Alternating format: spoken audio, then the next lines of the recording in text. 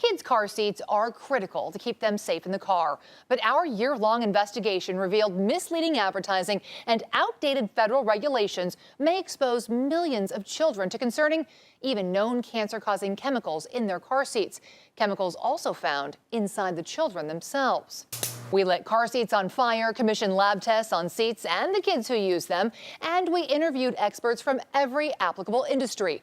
Groups that don't agree on much, except this. There have been health and safety concerns related to the flammability standards for children's car seats. It is the only children's product that you as a parent are required by law to purchase. Real fires don't follow laboratory tests. Instead of protecting our kids, the standard is introducing poisons into their environment. The lower the exposure, the lower the risk. I don't want to wait years and years while millions of babies continue to be exposed to a carcinogen for no apparent safety benefit. Our investigation began with a consumer story about potentially misleading advertising. A technical report found concerning chemicals in 75% of the car seats tested. Among them, we noticed the high-end Orbit baby. It was popular with chemical-conscious celebrities and moms advertised to have below-detection limits of, quote, dangerous flame-retardant chemicals like chlorinated tris. The concern is it's associated with cancer. It's very similar to neurotoxin. It's just not a good chemical. Scientist Arlene Bloom was instrumental in getting one form of the chemical banned from children's pajamas in the 70s. She wasn't surprised when we told her other forms were found in various car seats in Orbit's case, despite the company's claim. There's no transparency. Orbit denied it used any form of chlorinated tris, citing its own testing at independent accredited laboratories. So we did our own testing, using the same EPA testing methodologies as Orbit. 3 different labs found an even more concerning chemical, TDCPP. The form of tris removed from kids' pajamas. Knowingly selling a product with that chemical without a warning violates state law. And we discovered Orbit had known for years that its products tested positive. I was devastated to see that it said tris, yes. Orbit bought car seats back from this children's boutique when one of theirs tested positive in 2015. And public records revealed Orbit settled 2 potential lawsuits over the chemical in 2013. But never removed the chemical-free claims and was never required to notify potentially affected customers. We've since collected positive test results from parents across the country. And Orbit has a responsibility to let people know that. The Center for Environmental Health took legal action against the company following our investigation. Orbit recently stopped manufacturing the line, but public records show hundreds of other retailers and manufacturers have similar violations. And our testing found TDCPP in another car seat with chemical-free claims. However, unlike Orbit, as soon as we notified CLEC, the company voluntarily recalled and replaced affected car seats. The big picture, the government needs to change standards. I think of all the energy that moms put into researching, looking for this safe car seat. If you put it in to getting the government to change the regulation, we could all have safe car seats. After establishing even the greenest companies couldn't avoid the most concerning chemicals, our investigation pivoted to the impact of these chemicals on kids. As a mom, I was horrified to find out that both she and her car seat tested positive for the same cancer-causing chemical that was removed from children's pajamas back in the 70s due to health concerns. Wow. Listen to this, guys. Her levels went from 60 parts per billion in her body while she was using the car seat to 9 parts per billion 24 hours after her last exposure. Oh, no. As we explained on The Talk, a biomonitoring study found high levels of TDCPP inside my daughter. Surprising, because long before she was born, I'd swapped out our couch cushions for a consumer story on flame-retardant-free foam and largely rid our home of other sources. So when lab results revealed tris in both my daughter and her Orbit car seat, we immediately performed follow-up tests to try to confirm the source. 24 hours after she last used her car seat, her levels dropped at the expected rate based on the chemical's half-life, from 60 parts per billion to less than 9. 10 days later, they dropped even more. What does that tell you?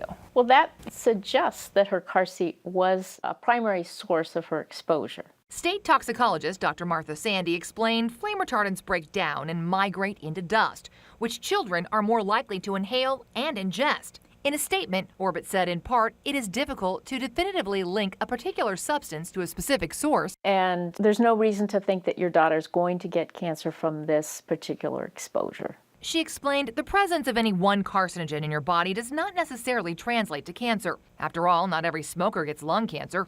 But she notes there is little research on the combined effects of these various chemicals in our body, and for now, every car seat contains flame retardants. The advice? Always wash your child's hands when they get out of the car, clean and vacuum your car seat often, try to avoid products with known carcinogens, and only use the car seat in the car. The lower the exposure, the lower the risk. The CDC reports car accidents are the leading cause of injury death for older kids 5 and up. The American Cancer Society notes cancer is the second leading cause of death for all kids under 14. Next, we wanted to know, is the benefit of flame retardants worth the potential risk? Real fires don't follow laboratory tests. This is a typical car fire, but a 1.5-inch test flame is the reason your child's car seat is filled with retardants. As combustion scientist Don Lucas explained, each car seat material must individually pass the same small flame spread test created 44 years ago for the interior of the car itself, long before car seats were required and cigarettes were still a leading cause of car fires. Flame retardants help prevent small flames from spreading, enabling these materials to pass the federal test, which fire scientists say is irrelevant to protecting kids in actual car fires, especially in materials under the child inside the car seat. The flame spread standard was never designed with any recognition of how real car fires behave. Dr. Vito Bobrovskis explained by the time these flames reached the child, it would be too late for retardants underneath them. And when we commissioned tests at a federal laboratory, a sample of an aftermarket car seat cover without retardants that did not meet the standard performed as well, if not better, than one that did. So what does that tell you about the current standard? I think we need to revisit it and take a look at how the car seats perform in real-world fire situations. Still, the National Highway Traffic Safety Administration told us it believes its standard has served to save many children, though it admits it has no evidence and has never even evaluated the safety benefit in car seats. In fact, no one from more than a dozen government agencies and industry groups could provide any evidence, including the manufacturers who say they'd rather not use retardants, but can't make affordable car seats to meet the federal standard without them. You could use materials that meet NHTSA's standard that don't have chemicals in them. It would be extremely, extremely expensive.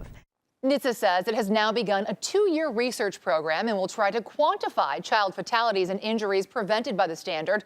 Meanwhile, others are working to force immediate change.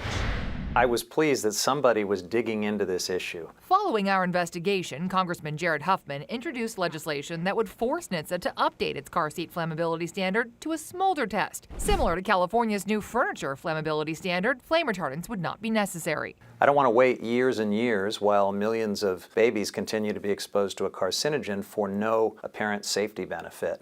Other developments? There have been health and safety concerns. Regulators were questioned about the issue at a Senate committee hearing, and the peer-reviewed biomonitoring study we participated in was published. While not specifically related to car seats, the study linked higher levels of chemicals in kids to flame retardant regulations. This report is a good example of how misguided regulations can increase exposure and good regulations can actually decrease exposure. And a new study by the group that tipped us off to the issue last year recently indicated a tipping point within the industry. This year, none of the seats we tested had chlorinated tris in them. This is a long time coming. However, the Ecology Center's Jeff Gearhart says almost all of the car seats still contain concerning brominated flame retardants. The study cited findings from our investigation and highlighted the first ever flame retardant-free car seat expected to hit the market next year.